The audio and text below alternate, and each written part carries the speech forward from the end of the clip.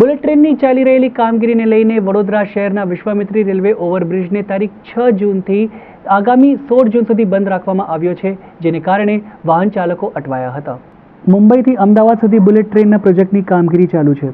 Vishwamitri railway overbridge ઉપર ગટર launching, segment લોન્ચિંગની કામગીરી કરતી વખતે રેલવે ઓવરબ્રિજ ઉપર અવરજવર કરતા વાહનને કોઈ આકસ્મિક બનાવ ન બને તથા આમ જનતાની સલામતીને ધ્યાને લઈ કામગીરી દરમિયાન જાહેર જનતાને અગવડતા ન પડે, જે અંગે તકેદારીના ભાગરૂપે 6 જૂનથી લઈને 16 જૂન સુધી અથવા કામગીરી પૂર્ણ ન થાય ત્યાં સુધી વિશ્વામિત્રી રેલવે ઓવરબ્રિજ ઉપરથી અવરજવર કરતા તમામ પ્રકારના વાહનો માટે રેલવે વિશ્વામિત્રી ઓવરબ્રિજ બંધ કરવામાં આવ્યો છે.